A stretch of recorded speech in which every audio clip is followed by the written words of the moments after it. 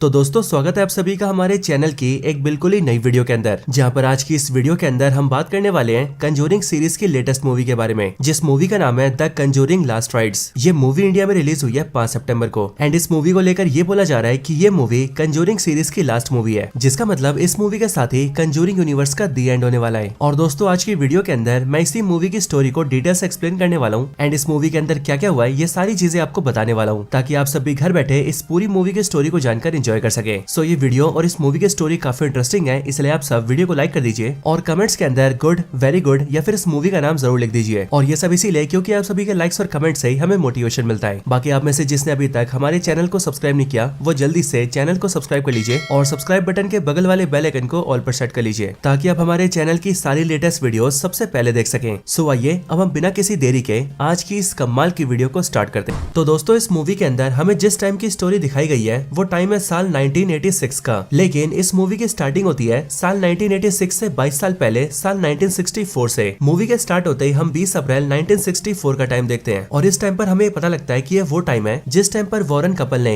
यानी कि एड और लोरेन ने अपने करियर की शुरुआत की थी, यानी कि उन्होंने एक्सोर्सिज्म करना इसी टाइम से स्टार्ट किया था। हम ये देखते हैं कि हमें इस टाइम पर एक एंटीक शॉप दिखाया जाता है, यानी कि एक ऐसी दुकान जहाँ पर पुरानी चीजें रखी जाती है। ये स्टोर बेसिकली एक बूढ़े आदमी का होता है जो कि अपनी जवान बेटी के साथ रहता है और उसकी बेटी का नाम होता है विक्टोरिया। लेकिन आज की रात को विक्टोरिया लोरेन और एड को अपने पास बुलाती है और वो उन दोनों को बताती है कि उसे अपने फादर के स्टोर पर किसी के होने का एहसास है, कोई ऐसा जो कि यहाँ पर मौजूद तो है लेकिन वो उसे देख नहीं पाती है। दोस्तों हम ये भी जानते हैं कि ये वाला केस लोरेन और एड का पैरानॉर्मल एक्टिविटीज का पहला केस होता है और अपने पहले पैरानॉर्मल एक्टिविटी वाले केस को सॉल्व करने के लिए ये दोनों सीधा विक्टोरिया के स्टोर पर आए होते हैं। अब यहाँ पर विक्टोरिया से मिलकर एड उससे पूछता है कि वो उसे केस के बारे में पूरी बात बताए, जिस पर विक्टोरिया लोरेन और एड को ये बताती है कि असल में उसके फादर इस एंटीक शॉप को काफी टाइम से चला रहे थे, लेकिन अचानक से उसके फादर को जो कि इस स्टोर को चलाते थे उन्हें रात के समय अजीब अजीब सी आवाजें सुनाई देने लगी। उसके फादर ने इन आवाजों के बारे में विक्टोरिया को भी बताया था, लेकिन उस टाइम पर विक्टोरिया ने उन बातों को इग्नोर कर दिया। लेकिन फिर अभी अचानक से उसके फादर ने शॉप पर अपने आप को लटकाकर अपनी जान ले ली और विक्टोरिया के फादर के जाने के बाद से विक्टोरिया को भी स्टोर में आवाजें सुनाई देने लगी एंड उसके साथ भी काफी अजीब और डरावनी चीजें होने लगी। और इन्हीं चीजों से डरकर आज के दिन उसने लोरेन और एड को यहाँ पर बुलाया है। अब विक्टोरिया की बातों को सुनने के बाद लोरेन और एड दोनों मिलकर इन्वेस्टिगेशन को स्टार्ट करते हैं और अपने इन्वेस्टिगेशन में विक्टोरिया के कहे अनुसार लोरेन सीधा स्टोर रूम में जाती है, क्योंकि स्टोर रूम से उन्हें किसी की आवाजें आती थी। अब लोरेन जैसे स्टोर रूम के अंदर आती है वैसी वो देखती है कि शॉप के स्टोर रूम के अंदर एक काफी पुराना मिरर रखा होता है, लेकिन ये मिरर कोई आम मिरर नहीं होता और वो इसीलिए क्योंकि इस मिरर पर काफी डरावने से डिजाइन बने थे और मिरर के ऊपरी हिस्से पर ह्यूमन शेप के डिजाइन भी थे। और इसीलिए इन डरावने डिजाइन को देखकर लोरेन भी ये समझ जाती है कि हो ना हो इस मिरर में कुछ तो गड़बड़ जरूर है। अब उस मिरर को देखकर लोरेन जैसे उसे टच करती है वैसे ही मिरर को टच करते ही लोरेन को ये फील होता है कि वहाँ पर एक स्पिरिट है, लेकिन स्पिरिट के साथ ही लोरेन ये भी फील करती है कि वहाँ पर एक बहुत ही इवल चीज भी है। बट इसके ठीक बाद ही उस मिरर में एक छोटा सा क्रैक बन जाता है और लोरेन जिसने उस मिरर को टच किया था उसे अचानक से अपने फ्यूचर के कुछ क्लिप्स दिखते हैं। इसके साथ ही यहाँ पर हम ये भी जानते हैं कि इस टाइम पर लोरेन प्रेग्नेंट होती है और इसीलिए लोरेन के पेट में जो बच्चा होता है उस बच्चे को इस मिरर में मौजूद इवल एंटिटी मार्क कर देता है और हमें भी ये बात समझ आ जाती है कि अब आने वाले टाइम में इवल एंटिटी लोरेन के बच्चे के पीछे जरूर आएगा। अब दोस्तों क्योंकि इस इवल एंटिटी ने लोरेन के बच्चे को मार्क कर दिया था, इसी वजह से लोरेन के पेट में बहुत तेज दर्द होने लगता है, जिस वजह से लोरेन की आवाजें सुनकर एड उसके पास आता है और वो उसे वहाँ से लेकर सीधा हॉस्पिटल लेकर जाता है। हमें पता लगता है कि इस टाइम पर लोरेन की अर्जेंट डिलीवरी होने वाली है, लेकिन डिलीवरी के बाद जैसी लोरेन का बच्चा पैदा होता है वैसे सभी को पता लगता है कि वो असल में एक बच्ची है, लेकिन लोरेन की वो बच्ची मरी हुई पैदा होती है क्योंकि उसके जन्म के साथ ही उसकी सांसें रुकी हुई होती है। अब दोस्तों ये चीज देखकर लोरेन और एड दोनों को बहुत ज्यादा दुख होता है, बट लोरेन अचानक से भगवान से प्रे करना स्टार्ट करती है, जिसके बाद लगभग 1 मिनट बीतते ही उसकी बच्ची फिर से जिंदा हो जाती है। और ये देखकर लोरेन और एड को ऐसा लगता है कि ये शायद से कोई चमत्कार ही है, बट वो दोनों अपनी बच्ची के जिंदा होने से बहुत ज्यादा खुश होते हैं एंड वो खुशी खुशी अपने घर चले जाते हैं। और दोस्तों रही बात लोरेन और एड के पहले केस की, यानी कि मिरर वाले इवल एंटिटी की, तो उस केस को ये दोनों वहीं पर छोड़ देते हैं और वो इसीलिए क्योंकि उन दोनों को ऐसा लगता है कि अगर वो दोनों उस केस पर और ज्यादा काम करेंगे तो फिर उससे उनकी फैमिली पर स्पेशली उनकी बेटी पर खतरा आ सकता है और इसीलिए वो दोनों उस केस को ड्रॉप कर देते हैं और अपनी लाइफ में आगे बढ़ जाते हैं। इसके साथ ही लोरेन और एड दोनों मिलकर अपनी बेटी का नाम जूडी रखते हैं। अब दोस्तों इसके बाद धीरे धीरे करके समय बीतता जाता है और लोरेन और एड की बेटी जूडी धीरे धीरे करके बड़ी हो जाती है। साथ ही साथ हम ये भी जानते हैं कि इन बीतते समय के साथ साथ लोरेन और एड दोनों मिलकर पैरानॉर्मल एक्टिविटीज के लगभग 1000 केसेस सॉल्व कर लेते हैं, लेकिन वो दोनों किसी भी केस के अंदर अपनी बेटी जूडी को इन्वॉल्व नहीं करते हैं और बेसिकली वो दोनों अपनी बेटी को इन सभी चीजों से हमेशा दूरी रखते हैं। अब दोस्तों इसी तरह से समय बीतते बीतते साल 1986 आता है और इस साल 1986 के अंदर हमें यूएस कंट्री के पेंसिल्वेनिया शहर में एक फैमिली दिखाई जाती है, जिस फैमिली का नाम होता है स्मर्ल फैमिली। हम ये देखते हैं कि इस स्मर्ल फैमिली के अंदर जैक और जेनेट नाम के 2 हस्बैंड वाइफ होते हैं और इन्हीं जैक और जेनेट के कई सारे बच्चे होते हैं एंड इनकी फैमिली के और भी कुछ मेंबर्स होते होते हैं और इस तरह से इनकी फैमिली में टोटल 8 मेंबर्स होते हैं और साथ ही इनके पास एक डॉग भी होता है। और ये सब के सब यानी कि पूरी स्मर्ल फैमिली पेंसिल्वेनिया शहर के अंदर एक नए घर में शिफ्ट होते हैं। लेकिन इनका ये नया घर बाहर से काफी डरावना दिखता है। यहाँ पर शिफ्ट होने के दौरान ही हमें पता लगता है कि इस फैमिली के हेड को यानी कि जैक को ये घर काफी सस्ते दाम में मिला है। और दोस्तों जाहिर सी बात है, भूतिया घर है तो सस्ते में तो मिलेगा ही। अब हालांकि दोस्तों कहानी में आगे हम ये देखते हैं कि जैक और उसकी पूरी फैमिली अपने नए घर के अंदर शिफ्ट हो जाती है और शिफ्ट होने के बाद हम जैक की पूरी फैमिली के बारे में डिटेल से जानते हैं। जहाँ पर हमें पता लगता है कि जैक की फैमिली के 8 मेंबर्स के अंदर जैक, जैक की वाइफ जेनेट, जैक के फादर मदर और जैक की 4 बेटियां होती है। और आज के दिन ही जैक की एक बेटी का बर्थडे भी होता है और इसीलिए बर्थडे को सेलिब्रेट करने के लिए जैक के फादर अपनी पोती को एक गिफ्ट भी देते हैं। लेकिन दोस्तों गिफ्ट के अनरैप होते हमें पता लगता है कि ये गिफ्ट वही मिरर है जिस मिरर के अंदर लॉरेन को किसी इवल एंटिटी के होने का एहसास हुआ था। और दोस्तों ये मिरर बिल्कुल वही मिरर होता है क्योंकि इसके ऊपर बिल्कुल वैसे डिजाइन बना होता है और मिरर के ऊपरी हिस्से पर भी बच्चों जैसे ह्यूमन फेसेस बने होते हैं। साथ ही साथ मिरर पर वो क्रैक भी होता है जो क्रैक मिरर पर लॉरेन के छूने की वजह से बन गया था। अब हालांकि दोस्तों इसके बाद ही पूरी फैमिली केक कट करना स्टार्ट करती है। लेकिन हम ये देखते हैं कि केक पर जो कैंडल लगाया गया होता है वो किसी के फूंक मारने से पहले ही अचानक से बुझ जाता है। लेकिन फिर इसके ठीक बाद ही छत का एक हिस्सा टूटकर नीचे गिर जाता है और जैक की जिस बेटी का बर्थडे होता है उसे उस वजह से चोट भी लग जाती है। और ये सारी चीजें करके इस घर की जो इविल स्पिरिट होती है वो कहीं ना कहीं इस फैमिली को बताना स्टार्ट कर देती है कि वो लोग यहाँ पर अब खतरे में आ चुके हैं। हालांकि ये सब होने के बाद ही स्क्रीन पर एक वार्निंग आती है जिसके अंदर ये लिखा होता है कि स्मॉल फैमिली की जो स्टोरी हम देख रहे हैं वो स्टोरी एक रियल इवेंट के ऊपर बेस्ड है, यानी कि एकदम सत्य घटना पर आधारित। और सिर्फ ये नहीं बल्कि ये वाला केस लॉरेन और एड के करियर का सबसे खतरनाक केस है क्योंकि इस वाले केस के अंदर लॉरेन और एड का एक ऐसी पावरफुल खतरनाक एंटिटी से सामना होता है जो कि न सिर्फ उनके पूरे परिवार को झंझोड़ के रख देता है बल्कि वो लॉरेन और एड के करियर को भी खत्म कर देता है। हालांकि इसके आगे हम स्मॉल फैमिली को देखते हैं जो कि अपनी लाइफ को नॉर्मली जीना स्टार्ट कर देती है और पिछली रात बर्थडे को जो भी हुआ उसे फैमिली वाले मिलकर इग्नोर कर देते हैं। लेकिन दोस्तों इस घर के अंदर फैमिली मेंबर्स के साथ अजीब चीजें होना और भी ज्यादा स्टार्ट हो जाती है। जैसे कि एक बार जब जैक की वाइफ जेनेट किसी से फोन पर बात कर रही होती है तब कोई अचानक से उसके फोन के वायर को छीनने लगता है और जेनेट को ऐसा फील होता है कि कोई उससे उसका फोन दूर कर रहा है। जेनेट को पहले ऐसा लगता है कि शायद से ये सब उसकी बेटियां कर रही है, लेकिन जेनेट को जैसे ये फील होता है कि उसकी बेटियां वहाँ से काफी दूर किसी और कमरे में है, वैसे ही जेनेट इस बात से काफी ज्यादा घबरा जाती है। इसके साथ ही जैक और जेनेट की जो 4 बेटियां होती है उनमें से छोटी वाली 2 बेटियां ट्विन सिस्टर्स होती है और हम ये देखते हैं कि वो दोनों अपने कमरे में अपनी गुड़िया के साथ खेल रही होती है। लेकिन अचानक से उनकी जो डॉल होती है वो हवा में उड़ने लगती है और उन दोनों ट्विन सिस्टर्स को ये महसूस होता है कि उस कमरे में उनके साथ कोई और तो जरूर मौजूद है। लेकिन फिर अगले पल वो दोनों ट्विन सिस्टर्स ये देखती है कि उनके कमरे में उनके ठीक सामने किसी बूढ़ी लेडी का स्पिरिट है जिस स्पिरिट ने उनकी गुड़िया को अपने हाथों में उठा रखा है और इसीलिए ये सब देखकर वो दोनों ट्विन सिस्टर्स वहाँ से डर के भाग जाती हैं। हालांकि इसके बाद भी फैमिली मेंबर्स के साथ काफी सारी डरावनी और खतरनाक चीजें होती हैं और इसीलिए धीरे धीरे करके सारी फैमिली ये महसूस कर लेती है कि उनके इस नए घर के अंदर कोई ना कोई स्पिरिट तो जरूर है। हालांकि दोस्तों यहाँ पर ध्यान देने वाली बात ये होती है कि जो भी स्पिरिट इनके घर के अंदर मौजूद है वो इनमें से किसी की भी जान नहीं लेती है, बल्कि वो स्पिरिट सिर्फ और सिर्फ फैमिली मेंबर्स को डराती है और फैमिली मेंबर्स को थोड़ा मोड़ा नुकसान पहुंचाती है। लेकिन फैमिली को अब पूरी तरह से बिलीव हो चुका था कि उनके घर के अंदर कोई ना कोई जरूर है। हालांकि दोस्तों इसके बाद ही सीन शिफ्ट होता है और हम सीधा वॉरेन फैमिली को देखते हैं। यहाँ वॉरेन फैमिली के अंदर लॉरेन और एड की बेटी जूडी अब 22 साल की हो चुकी है। इसके साथ ही वो एक लड़के को डेट भी कर रही है जिसका नाम टॉनी है और ये दोनों पिछले 6 महीने से साथ में हैं। और ये जो जूडी का बॉयफ्रेंड है यानी कि टॉनी, ये कुछ टाइम पहले तक पुलिस डिपार्टमेंट में काम करता था, लेकिन कुछ टाइम पहले इसने पुलिस से अपनी नौकरी रिजाइन कर दी एंड इस टाइम पर ये एक बेरोजगार है। अब हालांकि दोस्तों इसके बाद ही एक दिन जूडी के फादर एड का बर्थडे आता है और इसीलिए पूरी फैमिली मिलकर एड के बर्थडे को सेलिब्रेट करते हैं एंड काफी सारे गेस्ट को बुलाते हैं। अब इसी बर्थडे पार्टी के अंदर फादर गॉर्डन भी आते हैं। जो फादर गॉर्डन लॉरेन और एड के काफी करीब होते हैं और इनकी जान पहचान काफी पुरानी होती है। अब अपने फादर के इसी बर्थडे पार्टी के अंदर जूडी अपने बॉयफ्रेंड टोनी को भी बुलाती है और जूडी टोनी को लॉरेन और एड के साथ साथ फादर गॉर्डन से भी मिलवाती है। अब जूडी के बॉयफ्रेंड टोनी से मिलकर उसकी मदर लॉरेन और इवन फादर गॉर्डन दोनों काफी खुश होते हैं। लेकिन हम ये देखते हैं कि जूडी के पिता एड इस बात से काफी खुश नहीं होते क्योंकि उन्हें इस बात की चिंता होती है कि टोनी कैसा लड़का है, क्या वो उसकी बेटी जूडी के लिए सही होगा या फिर नहीं होगा। लेकिन फिर दोस्तों इसके बाद हम जूडी को देखते हैं जो कि रूम में आती है और अपनी पुरानी फोटोज को देखने लगती है और अपनी पुरानी फोटोज को देखते हुए वो अपनी पास्ट की मेमोरीज को याद करने लगती है। लेकिन अब क्योंकि जूडी रूम के अंदर अकेली होती है इसीलिए उसे अचानक से अपने रूम में एनाबेल डॉल दिखने लगती है और एनाबेल डॉल इस टाइम पर एक चेयर पर बैठकर जूडी को देख रही होती है। ये देखकर जूडी काफी डर जाती है, लेकिन फिर तभी वहाँ पर टोनी आता है और वो जूडी को संभालता है। अब हालांकि दोस्तों इसके आगे हम ये देखते हैं कि टोनी जूडी को पूरी फैमिली के सामने रिंग देकर प्रपोज करता है और जूडी से शादी करने के लिए कहता है। जो प्रपोजल देखकर जूडी भी खुश होती है एंड वो टोनी को हाँ बोल देती है। अब इन सारी चीजों की वजह से वॉरेन फैमिली काफी खुश होती है। लेकिन दोस्तों इसके बाद ही जो फादर गॉर्डन होता है जो यहाँ पर एड की बर्थडे पार्टी में आया था वो असल में यहाँ पर एड और लॉरेन से किसी खास चीज के बारे में बात भी करना चाहता था और इसीलिए इन सारी चीजों के होने के बाद वो लॉरेन और एड से बात करता है एंड वो उन दोनों को स्मर्ल फैमिली के बारे में बताता है, यानी कि उसी फैमिली के बारे में जिनके घर में भूतिया चीजें हो रही हैं। और फादर गॉर्डन लॉरेन और एड से कहता है कि वो दोनों मिलकर उस फैमिली की हेल्प करें। अब दोस्तों फादर गॉर्डन की बात सुनकर एड तो राजी हो जाता है, लेकिन लॉरेन इस बात पर फादर फादर गॉर्डन को मना कर देती है और वो फादर गॉर्डन से कहती है कि उन्होंने इस काम को काफी टाइम पहले छोड़ दिया था और अब इसीलिए वो दोनों इन पैरानॉर्मल एक्टिविटीज को सॉल्व करने वाले काम को और नहीं करेंगे। और अब इसीलिए दोस्तों ना सुनने की वजह से फादर गॉर्डन वहाँ से चला जाता है। लेकिन अब इसके बाद ही सीन शिफ्ट होता है और अब फिर से स्मॉल फैमिली को देखते हैं। यहाँ पर रात के टाइम पर फैमिली का हेड यानी कि जैक सो रहा होता है, लेकिन तभी जैक को ये फील होता है कि कोई उसके आसपास आ चुका है और फिर अचानक से कोई जैक को हवा में उड़ाता है एंड उसकी गर्दन दबाने लगता है, जिस वजह से जैक को काफी ज्यादा दर्द होता है। लेकिन इसी टाइम पर जैक की बड़ी बेटी जिसका नाम हैदर होता है वो अपने रूम में अपने बर्थडे वाली क्लिप को देख रही होती है। लेकिन इसी क्लिप को देखते हुए हैदर को इस बात का जवाब मिल जाता है कि आखिरकार उसके बर्थडे वाले रात को उसके केक के कैंडल को किसने बुझाया था। और वो इसीलिए क्योंकि जब वो क्लिप को देख रही होती है तब क्लिप में उसे अपने पास एक स्पिरिट दिखती है जिसने की हैदर के फूक मारने से पहले खुद ही फूक मारकर केक के कैंडल को बुझाया था। और इसीलिए हैदर क्लिप में उस स्पिरिट को देखकर बहुत ज्यादा डर जाती है। लेकिन फिर तभी हैदर ने जिस स्पिरिट को वीडियो क्लिप में देखा था वो हैदर को अचानक से अपने सामने दिखाई देता है। हैदर के सामने का स्पिरिट एक बड़े बालों वाला आदमी होता है और इसके हाथों में इसके पास एक कुल्हाड़ी भी होती है। उसे देखकर हैदर बहुत ज्यादा डर जाती है और इसलिए वो जोर जोर से चिल्लाने लगती है। पर हैदर ये नोटिस करती है कि वो आदमी उसके करीब आकर उसे मारने की कोशिश कर रहा है। इधर हैदर की आवाज सुनकर उसकी मदर जेनेट जाग जाती है। लेकिन जेनेट की जैसी आंखें खुलती है वैसे ही वो ये देखती है कि उसके हस्बैंड को यानी कि जैक को किसी ने हवा में उठा रखा है और कोई उसकी गर्दन दबा रहा है। इसके बाद जेनेट जल्दी से जैक को बचाती है, जिसके बाद सारे फैमिली मेंबर मिलकर जल्दी से हैदर के पास जाते हैं। लेकिन फिर एक साथ आने के बाद वो सभी स्पिरिट से बच जाते हैं। अब इसकी अगली सुबह हम ये देखते हैं कि जेनेट और जैक जल्दी से मीडिया को बुलाते हैं और वो मीडिया वालों को अपने साथ बीती हुई सारी बातें बताते हैं। एंड दोस्तों ये वही सीन होता है जिसे हम सभी ने मूवी के ट्रेलर के स्टार्टिंग सीन में देखा था। और यहाँ पर मीडिया वालों के सामने जेनेट ये भी कहती है कि हमारे घर में रहने वाली स्पिरिट्स को हमारे घर के 8 लोगों ने देखा है और 8 के 8 लोगों को भ्रम नहीं हो सकता। हालांकि दोस्तों दूसरी तरफ हम वॉरेन फैमिली को देखते हैं जहाँ पर टॉनी के जूडी को प्रपोज करने की वजह से अब उन दोनों की शादी तय हो चुकी थी और इसीलिए जूडी अपनी फैमिली के साथ सीधा ड्रेस सिलवाने आती है ताकि उस ड्रेस को वो अपनी शादी वाले दिन पहन सके। अब जूडी ने दुकान में जिस ड्रेस को सिलेक्ट किया होता है वो उसे पहनने के लिए ट्रायल रूम में जाती है। लेकिन वहाँ पर जूडी को ऐसा फील होता है कि कोई उसके साथ वहाँ पर मौजूद है और फिर अगले पल जूडी को अपने साथ वहाँ पर वही बुढ़िया दिखाई देती है जिस बुढ़िया की स्पिरिट को हम सभी ने जैक और जेनेट के घर के अंदर देखा था। और फिर दोस्तों इस चीज के होने के साथ ही हम ये बात भी समझ जाते हैं कि जैक और जेनेट के घर में जो भी स्पिरिट्स है वो कहीं ना कहीं जूडी और उसकी फैमिली से कनेक्टेड है। लेकिन इनके बीच का कनेक्शन किस तरह से है ये हमें मूवी में आगे पता लगेगा। हालांकि जूडी को यहाँ पर उस बूढ़ी स्पिरिट के साथ साथ अपनी खुद की भी शक्ल दिखती है और जूडी ये फील करती है कि वो खुद ही खुद की गर्दन दबाने की कोशिश कर रही है। लेकिन अगले पल जूडी की मदर लॉरेन अंदर आती है एंड वो उसे उन सबसे बचा लेती है। लेकिन ये देखकर जूडी की मदर लॉरेन काफी ज्यादा डर जाती है क्योंकि अचानक से ऐसी चीजें वो भी उसकी फैमिली के साथ होना काफी अजीब सी बात थी। बाकी दोस्तों मीडिया की सारी खबरें सुनकर फादर गॉर्डन जो कि लॉरेन और एड से मदद मांगने गए थे वो सीधा स्पर्ल फैमिली की हेल्प के लिए जाते हैं और फिर वो सीधा उस घर के अंदर जाते हैं एंड अपने रिचुअल्स करते हैं। रिचुअल्स को करने के बाद फादर गॉर्डन को ये समझ में आ जाता है कि इस घर के अंदर जो भी इवल एंटिटी है वो बहुत ही ज्यादा खतरनाक और बहुत ही ज्यादा पावरफुल है और इसीलिए इस चीज से निपटना बहुत ज्यादा जरूरी है। अब हालांकि फादर गॉर्डन को ये पता होता है कि वो इस इवल स्पिरिट को अकेले नहीं हरा सकता है और इसीलिए वो इस केस के लिए बिशप की हेल्प मांगने जाता है ताकि वो बिशप के साथ मिलकर इस बारे में कुछ कर सके। लेकिन जब फादर गॉर्डन बिशप के पास पहुंचता है तब वो ये देखता है कि वहाँ पर बिशप मौजूद नहीं है और इसीलिए फादर गॉर्डन वहाँ पर बिशप का इंतजार करने लगता है। लेकिन फिर अगले पल वहाँ पर फादर गॉर्डन को महसूस होता है कि उस जगह पर एक इवल एंटिटी आ चुकी है और वो इवल एंटिटी फादर बिशप को एक तार से लटका के मार देती है। अब इसके बाद वॉरेन फैमिली को भी ये पता लगता है कि फादर गॉर्डन की मौत हो चुकी है और फिर इसीलिए जिस दिन फादर गॉर्डन का फ्यूनरल होता है उस दिन वॉरेन फैमिली के मेंबर्स यानी कि एड, लॉरेन और जूडी तीनों वहाँ पर मौजूद होते हैं। यहाँ पर जूडी जैसी फादर गॉर्डन के ग्रेव को टच करती है वैसे ही जिस इवल एंटिटी ने फादर गॉर्डन की जान ली होती है उसी चीज से जुड़ी हुई चीजें जूडी को दिखाई देने लगती है और इसीलिए वो सब देखकर जूडी काफी ज्यादा डर जाती है। इसके बाद जूडी फादर गॉर्डन के साथी फादर से पूछती है कि जब फादर गॉर्डन की मौत हुई थी तब उससे पहले वो कहाँ पर गए थे। जूडी की इस बात को सुनकर वो फादर जूडी को बताते हैं कि असल में फादर गॉर्डन अपनी मौत से पहले पेंसिल्वेनिया शहर के घर में गए थे, वही घर जिसके बारे में न्यूज में आ रहा है यानी कि स्मॉल हाउस। इस बारे में जानते ही जूडी बिना अपनी फैमिली को बताए जल्दी से पेंसिल्वेनिया चली जाती है और इसीलिए जब लॉरेन और एड को अपनी बेटी जूडी नहीं मिलती तब वो उसे ढूंढते हुए परेशान होने लगते हैं। लेकिन फिर तभी जूडी का बॉयफ्रेंड टोनी उन दोनों को ही बताता है कि असल में जूडी पेंसिल्वेनिया शहर के स्मॉल हाउस में गई है। इस बारे में जानते ही वो लोग भी जल्दी से स्मॉल हाउस जाते हैं और वो लोग वहाँ पर आकर जैक, जेनेट एंड उनकी पूरी फैमिली से मिलते हैं। लॉरेन और एड को देखकर जैक और जेनेट को ऐसा लगता है कि शायद से वो दोनों वहाँ पर उनकी हेल्प के लिए आए हैं, लेकिन एक्चुअली में लॉरेन और एड वहाँ पर बस अपनी बेटी जूडी को लेने आए होते हैं और इसीलिए वो लोग जूडी को लेते हैं एंड वहाँ से जाने लगते हैं। लेकिन जूडी वहाँ से जाने से मना कर देती है एंड वो अपनी फैमिली से कहती है कि वो दोनों आज तक सबकी हेल्प करते हुए आए हैं, इसीलिए उन्हें इनकी भी हेल्प करनी चाहिए क्योंकि इस टाइम पर ये फैमिली बहुत ही ज्यादा परेशान है। इसके साथ ही फादर गॉर्डन भी मरने से पहले ठीक यहीं पर आए थे और यहाँ से जाने के बाद ही फादर गॉर्डन की मौत हो गई और इसीलिए फादर गॉर्डन की मौत का रहस्य भी इसी घर से जुड़ा हुआ है। और अब इसीलिए दोस्तों जूडी की इन सारी बातों को सुनने के बाद लॉरेन और एड दोनों मिलकर स्मॉल फैमिली की हेल्प के लिए तैयार हो जाते हैं। हालांकि इसके साथ ही जूडी टोनी से बातचीत करती है एंड वो अपने बॉयफ्रेंड टोनी को ये बताती है कि एक्चुअली में जब उसने फादर गॉर्डन की ग्रेव को टच किया था तब उसे किसी इवल एंटिटी के होने का एहसास हुआ था और जूडी को ऐसा फील हुआ था कि वो इवल एंटिटी मानो जूडी को इस घर में बुलाना चाहती है है एंड यहाँ पर जूडी को रोक कर रखना चाहती है। अब दोस्तों जूडी की इस बात को सुनकर हम फैंस को भी ये समझ में आ जाता है कि एक्चुअली में स्मॉल फैमिली के इस घर के अंदर जो इविल एंटिटी है उसका मेन मकसद जूडी एंड उसकी फैमिली को यहाँ पर बुलाना ही था। और जूडी एंड उसकी फैमिली को यहाँ पर बुलाने के लिए वो इविल स्पिरिट स्मॉल फैमिली के मेंबर्स को डरा रहा था ताकि उनके डरने की खबर फैले और जूडी, लॉरेन और एड यहाँ पर आ जाए। और दोस्तों शायद से यही रीजन था जिसकी वजह से हम जो भी इविल स्पिरिट्स को इस घर में देख रहे थे वो स्मॉल फैमिली के मेंबर्स को सिर्फ डरा रहे थे, ना कि उन्हें जान से मार रहे थे। अब इसके बाद ही हम लॉरेन को देखते हैं जो कि अपनी इन्वेस्टिगेशन को स्टार्ट करती है और इन्वेस्टिगेशन में वो बारी बारी करके घर के हर हिस्से में जाती है एंड वहाँ की हर एक चीज को ऑब्जर्व करना स्टार्ट करती है। इसी दौरान लॉरेन को कई सारी अजीब चीजें दिखती है, साथ ही साथ वो एक रूम के अंदर एक स्पिरिट का हाथ भी देखती है। लेकिन फिर इसके बाद ही लॉरेन घर के बेसमेंट में जाती है और बेसमेंट के अंदर कदम रखने के साथ ही लॉरेन को कई सारी आवाजें सुनाई देती है और वो अपने मन में काफी सारे विजुअल्स को देखती है, जिसके बाद ही लॉरेन को पता लग जाता है कि आखिरकार इस पूरे घर में चल क्या रहा है। इसके बाद ही लॉरेन अपने पति एड के पास आती है और वो एड को इस पूरे घर की कहानी बताना स्टार्ट करती है। वो एड को बताती है कि आज से बहुत साल पहले इस घर के अंदर एक आदमी, उस आदमी की पत्नी और उसकी पत्नी की बूढ़ी माँ रहा करते थे। लेकिन वो जो आदमी था वो अपनी पत्नी से प्यार करने की बजाय उस पर बहुत ज्यादा जुल्म करता था। वो उसे बहुत ज्यादा मारा पीटा करता था और घर में कैद करके रखता था। इन सब चीजों की वजह से उस लेडी का किसी दूसरे आदमी से अफेयर स्टार्ट हो गया। लेकिन लेडी के पति को जैसे उसके अफेयर के बारे में पता लगा वैसे वो आदमी आग बबूला हो गया और उसने अपनी कुल्हाड़ी उठा ली। अपने पति के गुस्से को देखकर वो लेडी सीधा बेसमेंट की तरफ भागी, पर उस टाइम पर उस बेसमेंट में उस लेडी के साथ साथ उसकी बूढ़ी मदर भी थी। लेकिन लेडी का पति कुल्हाड़ी लेकर सीधा बेसमेंट में आ गया और उसने गुस्से में अपनी पत्नी के साथ साथ उसकी बूढ़ी मदर को भी जान से मार दिया और फिर बाद में जाकर उस आदमी की भी मौत हो गई। और इसीलिए इस घर के अंदर टोटल 3 आत्माएं हैं। अब लॉरेन की बातें सुनकर एड उससे कहता है कि इन सब में कौन सी बड़ी बात है, हम ऐसी आत्माओं से पहले भी निपट चुके हैं और इसलिए हम लोग इन्हें भी बड़े आराम से हैंडल कर लेंगे। लेकिन एड की इस बात को सुनकर लॉरेन उससे कहती है कि असल में बात सिर्फ इतनी सिंपल नहीं है। एक्चुअली में इस घर के अंदर उन तीनों आत्माओं के साथ साथ कोई और भी है, कोई ऐसी पावरफुल इवल स्पिरिट जिसे मैं देख नहीं पा रही हूँ, लेकिन हाँ मुझे उसका एहसास हो रहा है और मैं जानती हूँ कि वो इसी घर में है। और एक्चुअली में ये सारी चीजें जो भी हो रही है इन सब के पीछे वो खुद ही है, क्योंकि वो पावरफुल इवल स्पिरिट इन तीनों की आत्माओं को कंट्रोल में कर रहा है और इनका इस्तेमाल करके जैक और जेनेट की फैमिली को डरा रहा है। अब यहाँ पर लॉरेन और एड को ये सारी बातें तो समझ में आती है, लेकिन उन्हें एक बात समझ नहीं आती और वो बात ये होती है कि इन तीनों आत्माओं ने या फिर यूं कहे उस इवल स्पिरिट ने अभी तक घर में रह रहे किसी भी आदमी को पोजेस क्यों नहीं किया। एक्चुअली में ये बात लॉरेन और एड के लिए सोचने वाली इसीलिए थी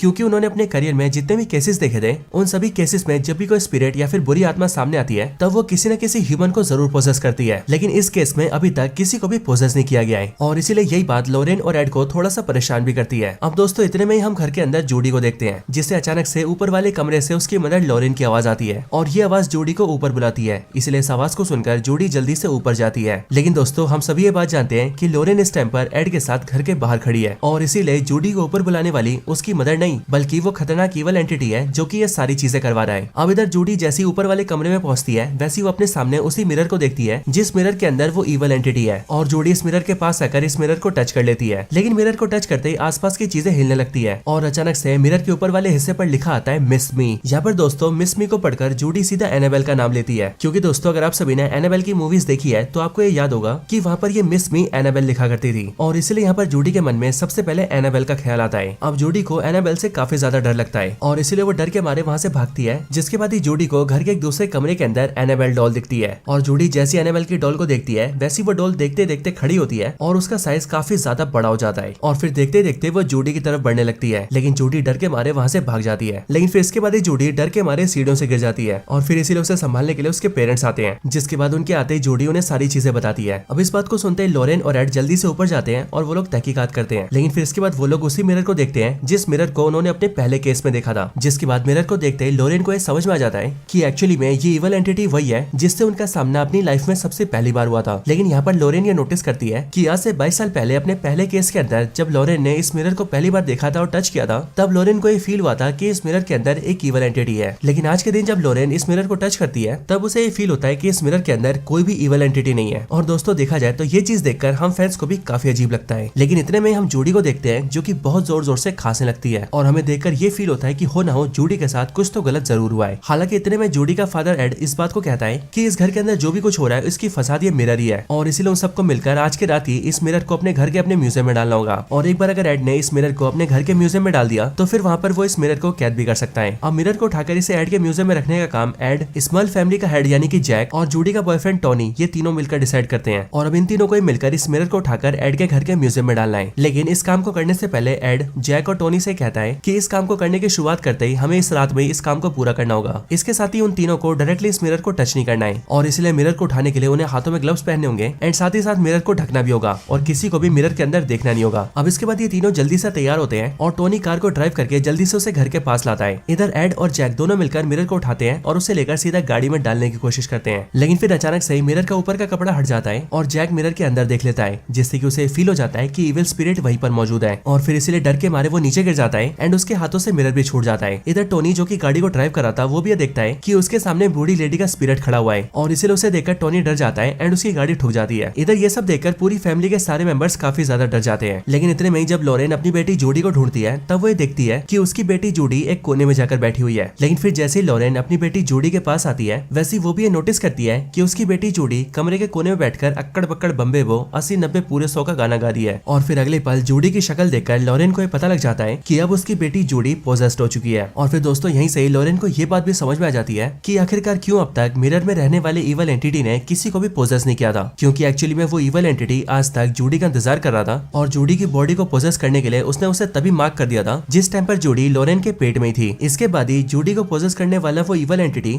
अपनी असली आवाज में लॉरेन से ही कहता है कि मैं जूडी के यहाँ आने का बहुत समय से इंतजार कर रहा था और अब मैं जूडी को अपने साथ लेकर जाऊंगा। और फिर ये बोलने के बाद ही वो लॉरेन की तरफ बहुत तेजी में बढ़ता है और लॉरेन को जोरदार धक्का देता है, जिससे कि लॉरेन नीचे गिर जाती है। इधर इसके बाद जूडी बाकी घर वालों के सामने आती है, जहाँ पर फैमिली का डॉग जूडी को देखकर बहुत ज्यादा भौंकने लगता है और फिर इसलिए जूडी उसे भी हवा में उड़ाकर दूर फेंक देती है। इसके बाद एड जैसे अपनी बेटी जूडी को इस हालत में देखता है वैसे वो जूडी के पास आता है एंड फिर वो जूडी से कहता है कि वो इस इवल स्पिरिट से फाइट कर सकती है। लेकिन इधर जूडी की बॉडी का वो इवल स्पिरिट एड पर ही अटैक कर देता है, जिस वजह से उसे हार्ट अटैक जैसा फील होने लगता है। इसी टाइम पर हम घर के बाहर टोनी को देखते हैं, जो कि इस टाइम पर घर के अंदर आने की कोशिश कर रहा होता है, लेकिन वही नोटिस करता है कि उस इवल स्पिरिट ने घर के सारे दरवाजों को बंद कर दिया है। लेकिन तब भी टोनी किसी तरह से घर के अंदर घुस जाता है। घर के अंदर आते वो लॉरेन को देखता है, जिसके ऊपर इस टाइम पर वो कुल्हाड़ी वाले आदमी की स्पिरिट हमला कर रही होती है, लेकिन टोनी वहाँ पर आकर लॉरेन को बचा लेता है। अब इसके बाद ही हम एड को देखते हैं, जिसकी हालत अब ठीक होती है और इसीलिए वो सबसे पहले खुद को संभालता है एंड फिर वो जेनेट से कहता है कि वो फैमिली के सारे मेंबर्स को लेकर घर से बाहर निकल जाए। जिसके बाद हम ये देखते हैं कि पूरी स्मॉल फैमिली घर से बाहर निकल जाती है और अगर घर के अंदर कोई रह जाता है तो वो होता है एड, लॉरेन, जूडी और जूडी का बॉयफ्रेंड टोनी। यहाँ पर लॉरेन एड को बताती है कि एक्चुअली में जिस इवल एंटिटी ने उनकी बेटी जूडी को पोजेस किया है वो उनके पीछे सालों से पड़ी थी और साथ ही वो इवल एंटिटी बहुत ज्यादा पावरफुल भी है। ये बात सुनकर एड लॉरेन के हाथों से अपने बाइबल की बुक मंगवाता है ताकि वो जल्दी से जूडी के ऊपर एक्सोर्सिज्म कर सके और उसकी बॉडी से उस इवल एंटिटी को बाहर निकाल सके। अब ये लोग एक्सोर्सिज्म करने के लिए जैसे ऊपर जूडी के पास जाते हैं वैसे वो लोग ये देखते हैं कि ऊपर वाले कमरे के अंदर जूडी ने रस्सी से अपने आप को लटका रखा है और एक्चुअली में ये चीज जूडी से वो इवल एंटिटी करवा रहा है ताकि रस्सी से लटकाकर वो जूडी को जान से मार दे और फिर वो जूडी की सोल को अपने साथ ले जाए। लेकिन दोस्तों सही टाइम पर वहाँ पर जूडी की फैमिली पहुंच जाती है, जिसके बाद वो लोग जल्दी से जूडी को नीचे उतार लेते हैं। लेकिन जूडी को नीचे लाकर वो लोग ये देखते हैं कि जूडी की सांसें नहीं चल रही है और फिर इसके लिए वो लोग जूडी की छाती पर पंप करके उसकी सांसें चला देते हैं, जिसके बाद जूडी जिंदा हो जाती है। लेकिन इसी टाइम पर लॉरेन एक शीशे के अंदर ये नोटिस करती है कि वो इवल एंटिटी उन सबको वहाँ से देख रहा है। साथ ही साथ लॉरेन अपने कंधे पर उसका हाथ भी महसूस करती है। इसके साथ ही वो इवल एंटिटी एड को भी नुकसान पहुंचाता है, जिस वजह से एड को भी फिर से हार्ट अटैक जैसा फील होता है। लेकिन तब भी एड खुद को संभालता है और कुछ टाइम में ठीक हो जाता है। इधर हम ये नोटिस करते हैं कि वो इवल एंटिटी अब जूडी की बॉडी से बाहर आ चुका है और शायद से एक बार फिर से वो अपने मिरर में चला जाता है, क्योंकि अगले पल वो मिरर हवा में उड़ता है और उन सबके सामने जोर जोर से घूमने लगता है। हालांकि ये देखकर भी एड डरता नहीं है और वो जल्दी से अपनी बाइबल की किताब खोलता है और एक्सोर्सिज्म को स्टार्ट कर देता है। बट इन सबसे इवल एंटिटी को बहुत ज्यादा नुकसान होता है और इसीलिए वो उन सब पर हमला करता है और वो मिरर टोनी की गर्दन दबाने लगता है। साथ ही साथ एड जिस बाइबल से एक्सोर्सिज्म कर रहा होता है उस बाइबल में भी आग लग जाती है। इन सबके साथ ही वो अपने मिरर के अंदर एड को अपना इवल वर्जन भी दिखाता है और वो एड को शांत रहने के लिए कहता है ताकि एड अपने एक्सोर्सिज्म को रोक दे। लेकिन एड तब भी रुकता नहीं है और वो लगातार अपने एक्सोर्सिज्म को चालू रखता है। इसके बाद ही एड अपनी जलती हुई बाइबल को उस मिरर से चिपका देता है, जिससे कि इवल एंटिटी को बहुत ज्यादा नुकसान होता है। लेकिन फिर इसके बाद ही लॉरेन और जूडी ये दोनों भी अपने हाथ को मिरर से चिपका देते हैं, जिसके बाद उन तीनों की पवित्र शक्तियों से इवल एंटिटी को बहुत ज्यादा नुकसान होता है और देखते देखते उस पूरे मिरर में क्रैक्स आने लगते हैं। एंड फिर उसके अगले पर एक छोटा सा ब्लास्ट होता है, जिससे कि हमें पता लगता है कि इवल एंटिटी अब खत्म हो चुका है। इसके बाद एड उस मिरर को ले जाकर अपने म्यूजियम में डाल देता है। इसके बाद ये मूवी अपनी एंडिंग पर आती है और एक आवाज के जरिए हमें बताया जाता है कि इन सारी घटनाओं का स्मॉल फैमिली पर काफी बुरा असर हुआ, लेकिन उसके बाद भी 3 सालों तक वो लोग उसी घर में रहे और फिर उस बीच उनके ऊपर कोई भी खतरा नहीं आया। इसके बाद ही पूरी वॉरेन फैमिली अपने घर चली जाती है, जहाँ पर आने के बाद एड टोनी को अपने दामाद के रूप में एक्सेप्ट कर लेता है और वो उस पर भरोसा करके अपने म्यूजियम की चाबी उसके हाथों में दे देता है। और फिर इसके बाद इसके अगले सीन के अंदर हम जूडी और टोनी की शादी होते हुए देखते हैं, जिसके बाद एक हैप्पी एंडिंग के साथ न सिर्फ ये मूवी खत्म होती है बल्कि इस पूरी कंजूरिंग यूनिवर्स का भी दी एंड हो जाता है। तो दोस्तों ये थी वीडियो कंजूरिंग यूनिवर्स की last movie the Conjuring last rites की स्टोरी के ऊपर। आपको इस मूवी की स्टोरी कैसी लगी ये आप मुझे कमेंट्स के अंदर जरूर बताना और अगर आपको वीडियो पसंद आई हो तो आप वीडियो को लाइक जरूर करना और हाँ कमेंट्स में गुड, वेरी गुड या फिर मूवी का नाम जरूर लिखना ताकि हमें भी ये पता चल सके कि आपको हमारी वीडियो पसंद आई है। बाकी बाकी दोस्तों मैं मिलता हूँ आपसे ऐसी किसी और बेहतरीन वीडियो में, तब तक के लिए गुड बाय।